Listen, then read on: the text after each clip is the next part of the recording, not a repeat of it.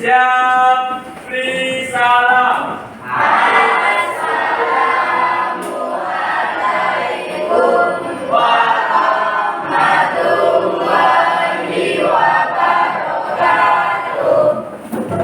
Waalaikumsalam warahmatullahi wabarakatuh. Apa kabar hari ini? Sudah siap belajar? Sudah siap belajar? Baiklah, bismillahirrahmanirrahim. Assalamualaikum warahmatullahi wabarakatuh.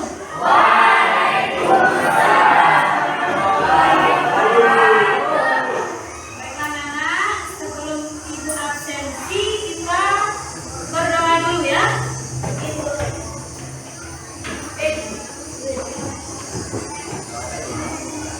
Silakan ketua kelas memimpin doa seperti barokahnya ya. Kita berdoa dulu. Mudah-mudahan pelajaran kita hari ini bisa cepat dicerna dan lebih barokah. Silakan ketua kelas. Berdoa mulai. Selesai. Ibu cek kehadirannya dulu ya.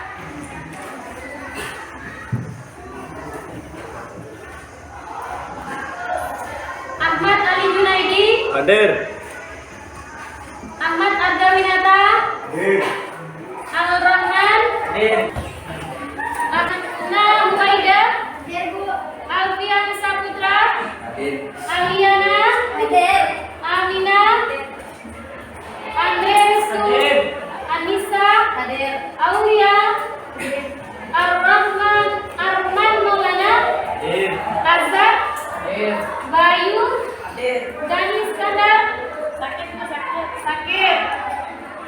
Dias Pandi Amsura, Desi Nartasari, Dwi Agus Rianti, Ella Sawira, Endawati, Erwin, Esa, Fatimah Zahra, Fitri Aisyah, Fitriani. Kemarin kita sudah mempelajari tentang sekaliga, yaitu mengidentifikasi unsur pembangun karya sastra. Nah, hari ini kita akan melanjutkan dengan menyimpulkan. Ya, menyimpulkan unsur pembangun karya sastra dengan bukti melalui cerpen yang kalian baca atau dengar. Kita akan mempelajari identifikasi unsur. Otomatis kalian pasti masih ingat unsur-unsur cerpen. Ada yang bantu ibu menjawab apa itu unsur-unsur cerpen? Bisa? Ada alur, penokohan, sudut pandang, dan amanat. Amanat. Ada lagi anak? Ada lagi? Udah disebut alur, penokohan, amanat, sudut pandang. Ada lagi? Tema. Ada? Tema. Tema, Latar. latar, Gaya bahasa. gaya bahasa. Nah, dalam ada satu yang belum, yaitu tokoh dan penokohan. Penokohan itu ada dua metodenya ya. Yang pertama metode analitik dan metode dramatik. Kalau metode dramatik itu ada yang bisa menjelaskan metode dramatik?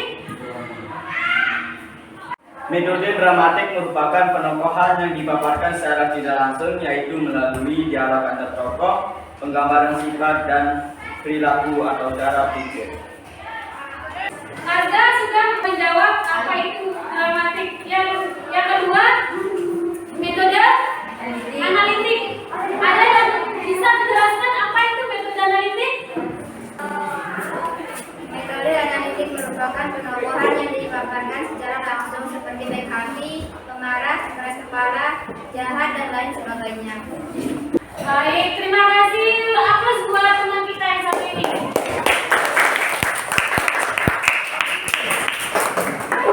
Baiklah anak-anak, sekarang kita akan melanjutkan pembelajaran tentang tadi menyimpulkan unsur pembangun karya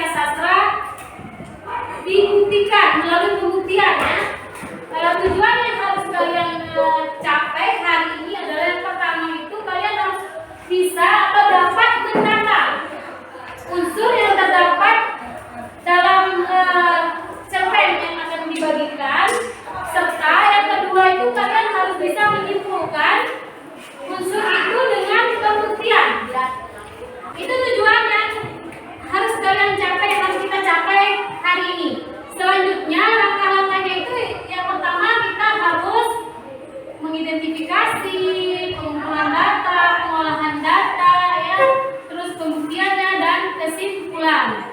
Baik anak-anak, sebelum ke identifikasi masalah, ibu akan menampilkan video, ya. Silakan kalian cermati videonya, data unsur yang perhatikan dengan seksama, ya. Nanti di video itu ada contoh bagaimana menentukan unsur intrinsik karya sastra yaitu cerpen. Baik, kita tonton videonya bersama, ya. Kalian perhatikan dan kalian cermati. Warahmatullahi wabarakatuh. Alhamdulillah. Anak-anakku kelas 9 kita bertemu lagi pelajaran bahasa Indonesia dengan berkat. Oke, pada pelajaran kali ini kita akan membahas tentang teks cerita pendek atau yang biasa kita sebut dengan cerpen. Nah, kita yakin teks cerpen ini bukan merupakan teks yang asing bagi kalian karena kalian sudah sering mendengar atau bahkan membuat atau bahkan membacanya. Dan kalian juga pernah mempelajari teks cerpen ini di kelas 7. Kita akan membahas tentang definisi dari cerpen itu sendiri. Cerpen atau cerita pendek adalah sebuah karya yang selesai dibaca dalam sekali hidup. Panjang cerpen biasanya berkisar antara 500 sampai 10.000 kata. Kemudian kita akan belajar tentang ciri-ciri cerpen. Nah, yang pertama, panjang halaman dalam sebuah cerpen maksimal adalah 10 halaman. Kemudian yang kedua, ciri-cirinya yaitu habis dibaca dalam sekali hidup. Ya, bagaimana ketika kalian membaca sebuah cerpen, kalian tidak membutuhkan waktu berhari-hari hingga lama untuk menghabiskan satu bacaan cerpen. Kalian cukup membacanya dalam sekali hidup. Ketika kalian membaca, kemudian sudah selesai, itu merupakan bacaan dari cerpen. Yang ketiga, dalam sebuah cerpen hanya terdapat satu konflik. Dan yang keempat, perwatakan tokoh ditulis secara singkat. Baik, kali ini kita akan belajar kembali mengingat tentang unsur-unsur yang terdapat dalam cerpen. Ada dua unsur, yaitu ada unsur intrinsik dan ada unsur ekstrinsik. Kita pelajari satu-satu dulu. Kita ingat kembali memori kita. Yang pertama, unsur intrinsik. Apa itu unsur intrinsik? Kalian masih ingat? Iya, betul. Unsur intrinsik adalah unsur yang terdapat di dalam cerpen atau di dalam sebuah bacaan atau cerita itu. Ada tema di situ, ada latar, ada topik dan perlawanan, ada sudut pandang, alur dan amanah. Oke, atau biasa kita kenal dengan apa anak-anak? Kalian masih ingat? Latar, alur, amanah. Atau latar, tema, alur, penampilan atau tokoh dan amanah. Nah, sekarang kita akan beralih ke unsur ekstrinsik. Unsur ekstrinsik adalah unsur yang terdapat dalam cerpen halayak. Oke. Yang pertama, kita akan belajar dulu tentang kita akan membahas dulu tentang unsur ekstrinsik. Yang pertama ada tema. Tema dalam cerpen di cerpen halayak tadi adalah kesabaran. Jadi ide cerita yang diambil adalah sebuah kesabaran. Kemudian ada latar tempat. Di sini ada dua kata tempat. Yang pertama adalah hiburan taman kota, kita melihat tadi bermain, dan di sebuah kios ketika sang ayah tertidur. Kemudian waktunya adalah sore hari, suasananya menyegarkan. Kemudian alur yang dipakai di dalam cerita ini menggunakan alur campuran, karena tadi di awal cerita diceritakan bahwa karya itu berarti dari anak bapak hanya kejadian sore tadi, kemudian belajar komunikasi diceritakan ulang dari awal cerita ini seperti apa, dan di bagian resolusi kembali ke masa sekarang. Nah, baik, kalian sudah menyaksikan videonya. Nah, sekarang kita untuk ke identifikasi, sebelumnya kita bahas unsur intrinsik yang ada di sini, ya. Di dalam cerpen Naila ada dua unsur yang terdapat di sana, ada unsur intrinsik dan unsur eksternal. Tadi kalian sudah nonton sebelumnya, dan sekarang kita akan kegiatan kita adalah mendata dan menyimpulkan. Mendata dan menyimpulkan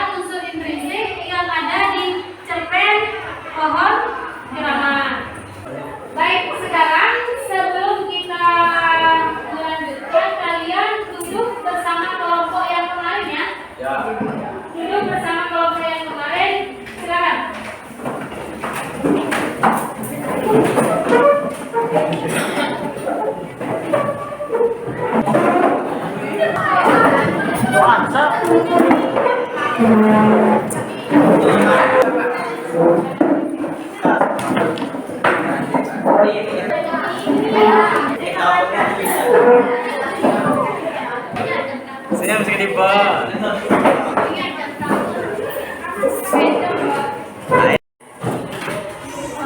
Sekarang kalian buka buku paketnya halaman 60.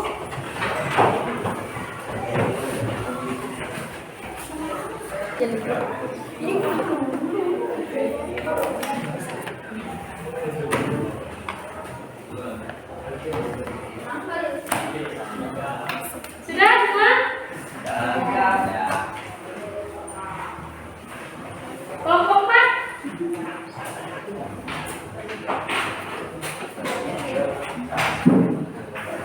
Di sana ada materi tentang menyimpulkan unsur-unsur cerita pendek. Yang harus kalian kerjakan adalah mengisi kolom yang ada di halaman 61. Ya, mengisi kolom di halaman 61 sampai 62 itu.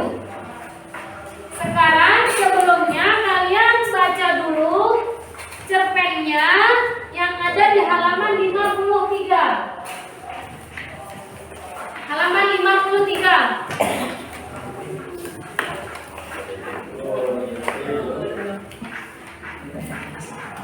Ibu kasih waktu 10 menit untuk membaca. Silakan.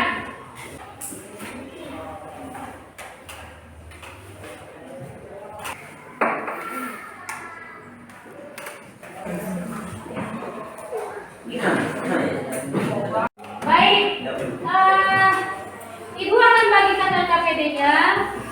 Kegiatan pertama kita adalah kalian tentukan unsur pembangun karya sastra yang ada di pohon cermat itu. Cerpen pohon cermat ya.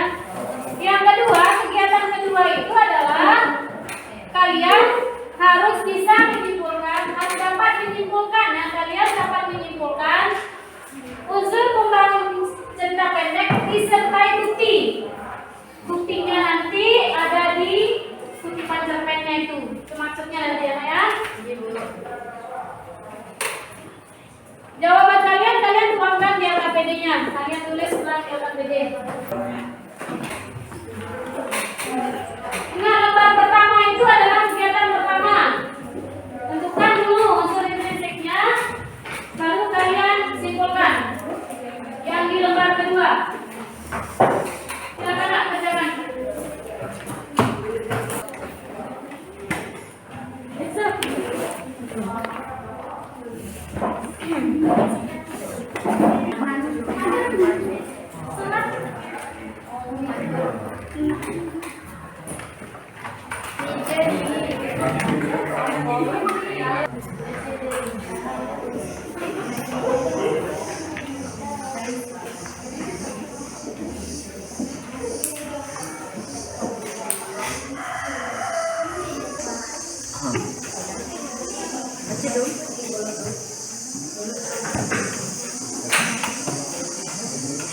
Oke, aku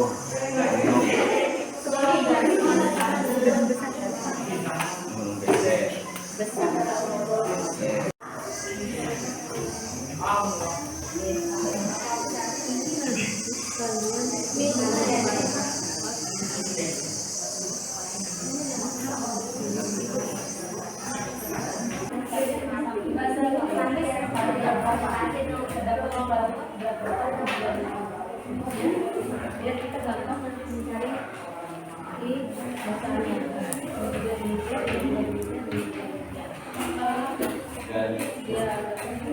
Ini juga terinci nanti paragraf berapa, resolusinya berapa, publikasinya di paragraf berapa ya, ditulis di sampingnya juga bisa kalau memang nanti kalau ini di samping.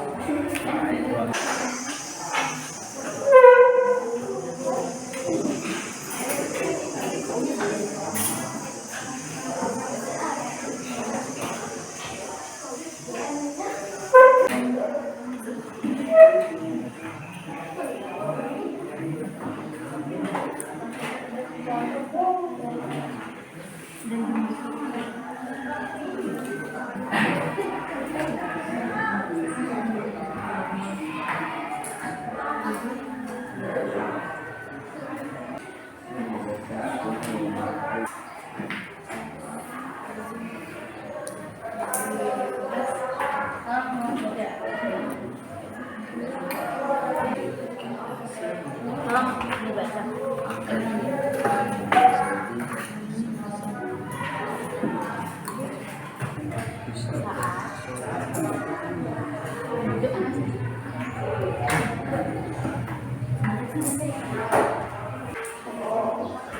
ini kalian presentasikan ya, presentasikan apa yang kalian kerjakan, jawaban-jawaban kalian presentasikan. Jadi salah satu mewakilkan, salah satu mewakili.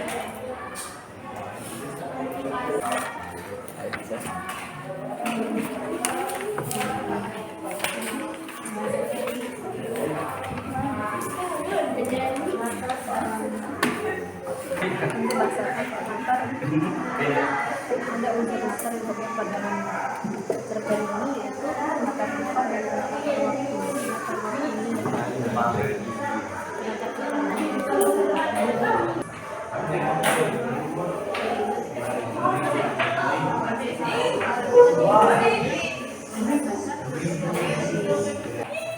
Sudah semua? Baik, selanjutnya kalian akan mempresentasikan hasil karya kalian. Dari kelompok kalian, salah satunya ada yang mewakili. Bisa ya?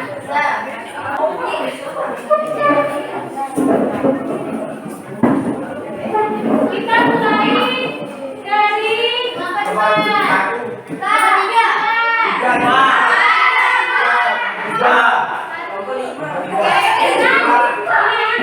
genap, banyak ya. Siapa yang genap duluan? 2 dan 4. Berarti kelompok 2 yang terlebih dahulu mempresentasikan. Silakan. Ada?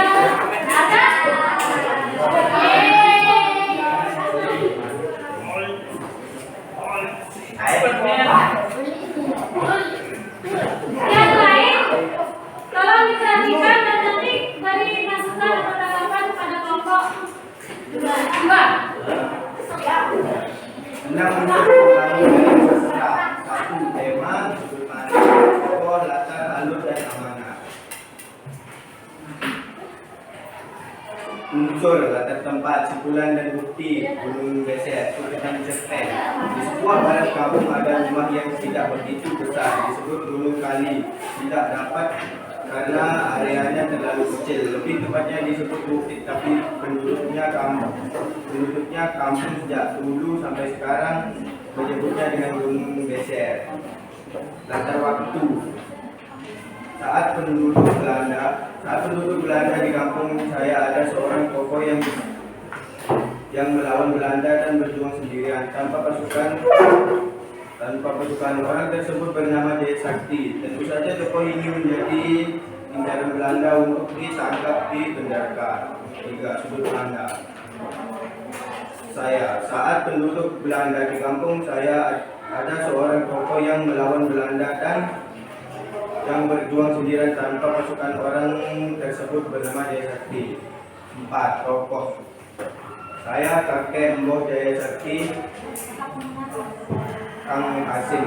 Orang tersebut bernama Jaya Sakti. Sejak saya ingat cerita yang diketahui seluruh penduduk kampung yang juga meliputi karisma Gunung Beser.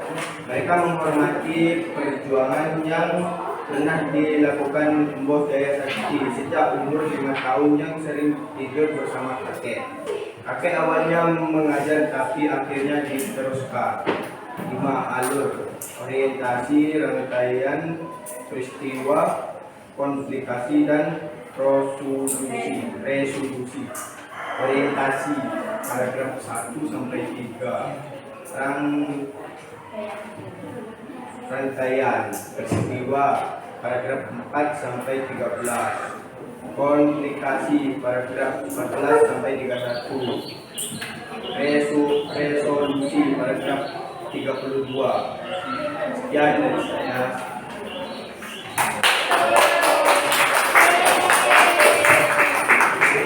Dari kelompok lain ada yang mau menanggapi? Coba, silakan lanjut ke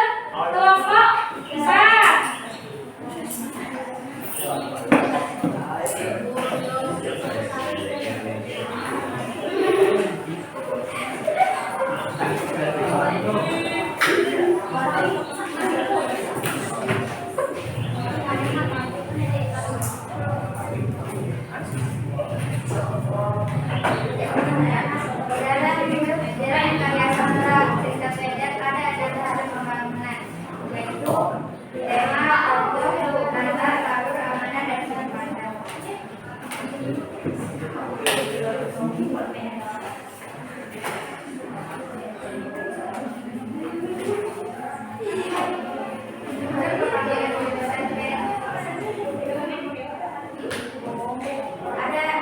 5 unsur pembangunan dan 1 tanda tempat. Gunung Beser. Di sebelah barat kampung ada gunung yang tidak begitu besar, disebut gunung. Barangkali tidak tepat karena terlalu kecil. Di tempatnya disebut bukit, tapi penduduk kampung sejak dulu sampai sekarang menyebutnya dengan gunung Beser. Kata waktu saat penduduk Belanda. Saat penduduk Belanda dan kampung saya ada seorang tokoh yang melawan Belanda dan berjuang orang tersebut bernama Desami. Saya tokoh ini menjadi negara Belanda bisa ditemukan di paragraf 3. Ketiga, Anda. Saya saat penduduk Belanda di kampung saya ada seorang tokoh yang melawan Belanda dan berjuang sendirian dan keempat, tokoh saya kakek Desami dan Kang Sari. Orang tersebut bernama Desami. Sejak dulu saya ingat cerita yang diketahui seluruh penduduk kampung yang juga mengikuti karisma Gunung Beser. Mereka menghormati perjuangan yang pernah dilakukan Mbak Desati. Sejak umur 5 tahun, saya sering tidur bersama kakek. Awalnya mengejar, tapi akhirnya diteruskan. Kelima, orientasi. Orientasi adalah tahap pengenalan yang bisa ditemukan di paragraf 1 sampai dengan 3. Kedua, rangkaian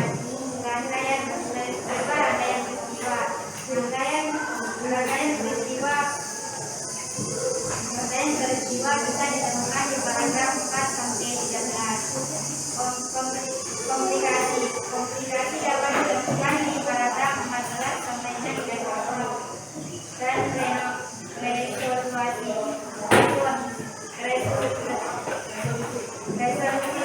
resolusi dapat ditemukan di akhir cerita pada paragraf 32. Teman-teman,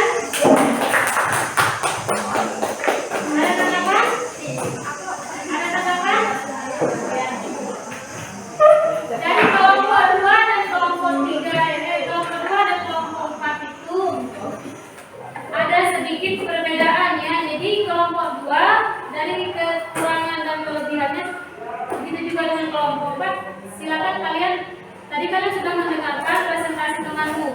Mana yang kurang menurutmu di kelompok itu dan bisa kalian temukan di sini, silakan ditulis. Begitu juga dengan kelompok 2. Jika kalian merasa ada kelebihan di kelompok 4, terus ada kalian merasa kurang di sini, silakan diperbaiki.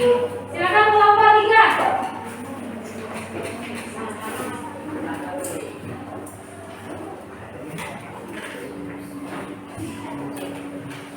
Assalamualaikum warahmatullahi wabarakatuh.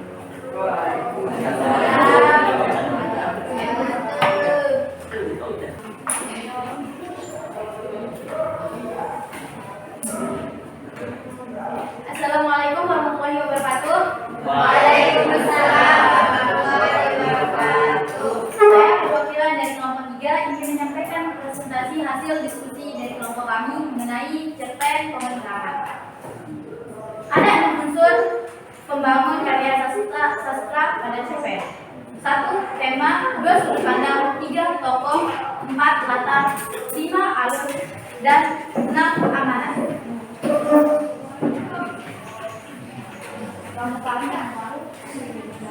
Kegiatan 2. Simpulan unsur pembangunan cerpen disertai bukti pendukung dengan mengisi kotak yang disediakan sudah kami lakukan. Dan ada 6, yakni 1. Latar tempat. Simpulan dan buktinya yakni Gunung Beser. Kutipan cerpen, di sebelah barat kampung ada gunung yang tidak begitu besar. Disebut gunung barangkali tidak tepat karena areanya terlalu kecil. Lebih tepatnya disebut bukit. Tapi penduduk kampung sejak dulu sampai sekarang menyebutnya dengan Gunung Beser. Unsur kedua yakni latar waktu. Simpulan dan bukti yakni saat penduduk Belanda. Kutipan cerpen ada saat berjuang sendiri tanpa pasukan. Orang tersebut bernama Jaya Sakti. Tentu saja tokoh ini menjadi incaran Belanda untuk ditangkap dan dipenjarakan. Jaya Sakti lari dari kampung ke gunung desa dan bersembunyi agar Belanda tidak menimpakan kemarahan kepada masyarakat kampungnya. Unsur ketiga yakni sudut pandang orang pertama, menggunakan saya. Saat penduduk Belanda di kampung saya, ada seorang tokoh yang melawan Belanda dan berjuang sendiri tanpa pasukan. Unsur keempat yakni tokoh. Tokoh yang ada pada cerpen ini yakni saya, kakek, Mbah Jaya Sakti, dan Kang Hasim. Orang tersebut bernama Jaya Sakti. Sejak saya ingat, cerita yang diketahui seluruh penduduk kampung yang juga meliputi karisma Gunung Beser. Mereka menghormati perjuangan yang pernah dilakukan Mbah Jaya Sakti sejak umur 5 tahun. Saya sering tidur bersama kakek. Kakek awalnya mengajar, tapi akhirnya diteruskan. Unsur kelima, alur, yakni ada orientasi, rangkaian peristiwa, komplikasi, dan resolusi. Orientasi dapat kita temukan pada paragraf 1 sampai 3, rangkaian peristiwa dapat kita temukan di paragraf 4 sampai 13, dan komplikasi dapat kita temukan pada paragraf 14 sampai 31, serta resolusi dapat kita temukan pada paragraf 32. Sekian presentasi dari saya. Wassalamualaikum warahmatullahi wabarakatuh.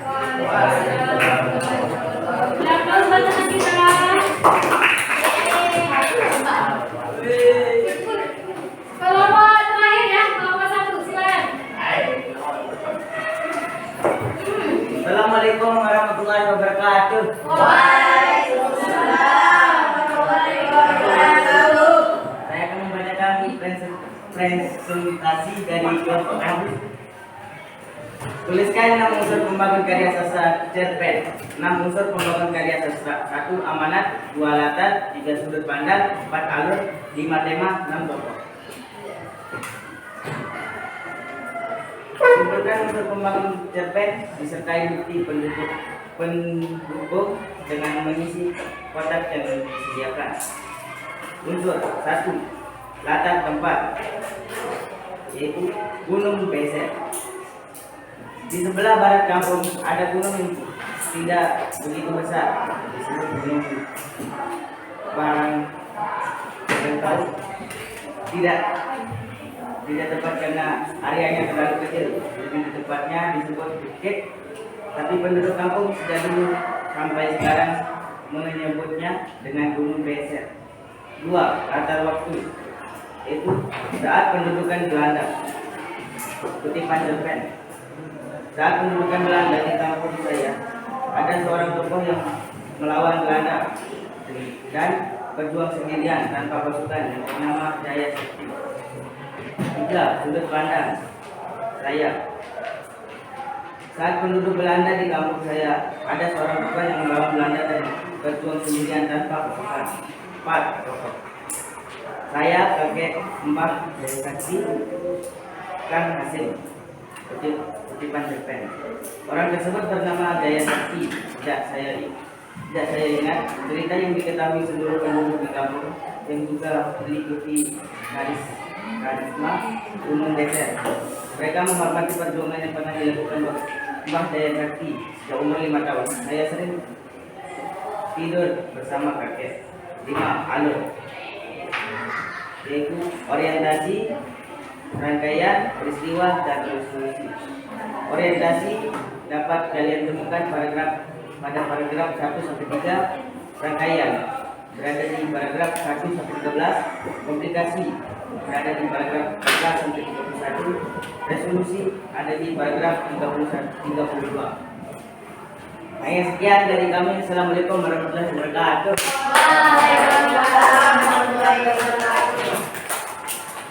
Baik anak-anak, semuanya sudah presentasi hari ini dan hasilnya luar biasa. Namun sebelum ibu periksa, kita salah satu dari teman kalian akan menyimpulkan, ya, akan menyimpulkan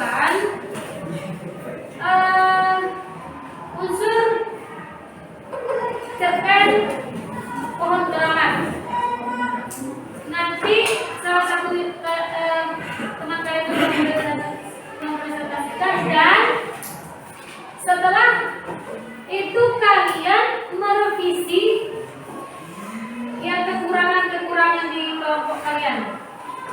Baik, sekarang kita akan menyimpulkan unsur pembangunan karya sastra yang terdapat di cerpen pohon keramat. Silakan anak-anak Elisa di depan ya, di depan. Kalian mendengarkan, nanti kalian revisi ya, dan kalian itu.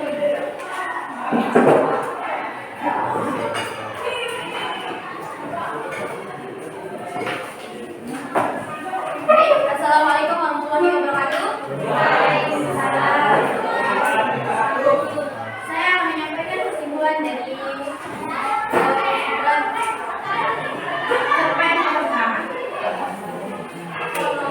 Jadi kesimpulan dari cerpen pohon keramat yang tadi sudah kita kerjakan, bahwa kita mendapatkan unsur dari cerita pohon keramat. Yaitu ada unsur kata tempat dan unsur waktu. Unsur kata tempat yakni gunung beser yang terdapat pada paragraf 1. Kemudian unsur kata. Baik, assalamualaikum warahmatullahi wabarakatuh. Waalaikumsalam warahmatullahi wabarakatuh. Saya akan menyampaikan kesimpulan dari yang sudah kita bahas tadi, yakni pada yang kita kerjakan tadi bisa kita simpulkan bahwa kita mendapat 5 unsur. Yaitu unsur pertama ada unsur latar tempat yang menggunakan gunung beser yang terletak pada paragraf 1. Kemudian ada unsur latar waktu, simpulan bukti saat penduduk Belanda ini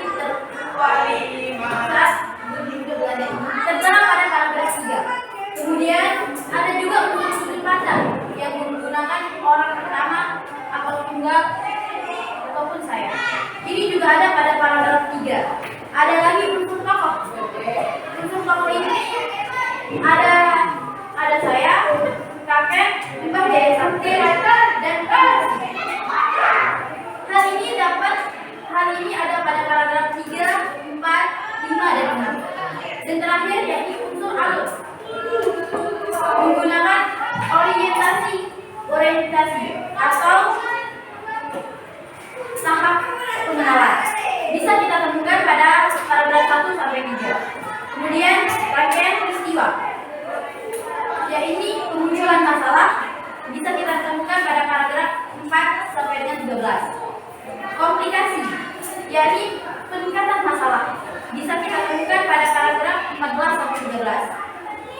Kemudian terakhir, resolusi, yakni cara mengarang mengakhiri cerita, bisa kita temukan pada paragraf terakhir, yakni paragraf 22.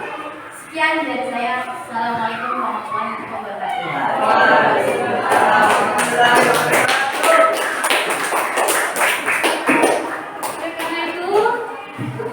Silakan kalian merevisi dulu pekerjaan kalian dari kesimpulan yang kita sudah buat tadi. Di kelompok lain mungkin ada yang kurang, kalian revisi ya. Setelah itu kalian kumpulkan KPD-nya, kumpulkan. Ya, tulis nama kelompoknya. Jangan lupa tulis nama kelompok.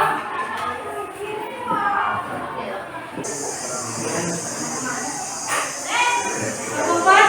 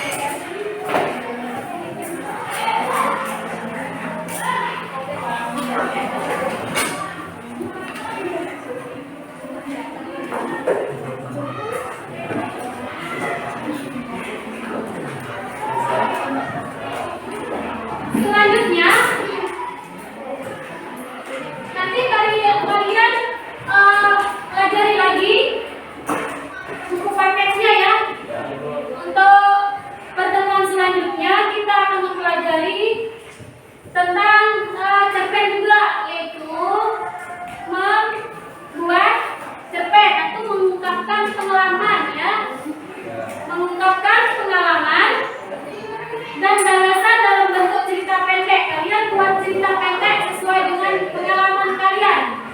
Untuk pertemuan selanjutnya, untuk PR-nya silakan kerjakan halaman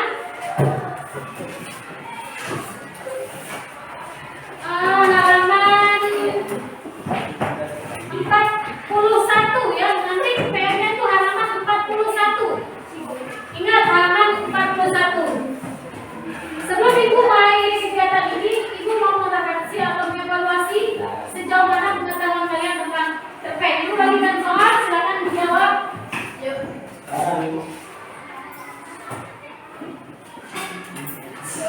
Ya, silakan ada pilihan ganda. Kalian jawab.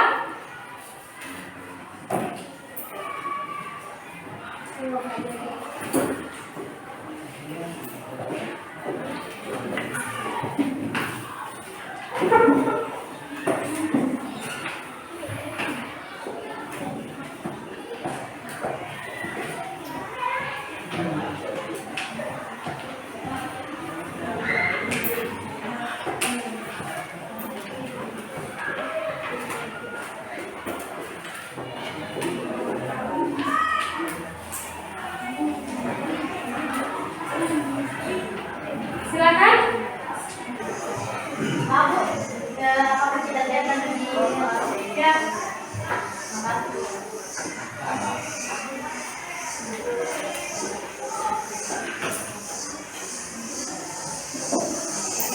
Sudah ya? Sudah ya? Silakan bukukan.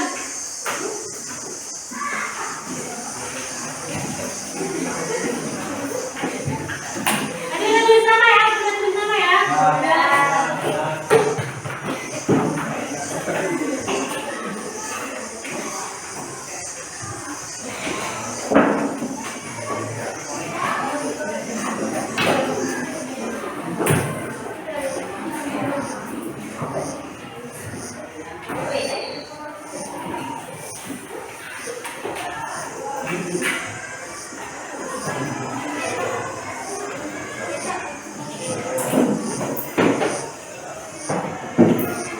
Baiklah anak-anak, pembelajaran kita sudah berakhir hari ini. Ingat, PR-nya dikerjakan, materinya dipelajari. Untuk lebih barangkanya kita akhiri kegiatan ini dengan mengucapkan hamdalah. Untuk ketua kelas silakan memimpin doa. Berdoa mulai.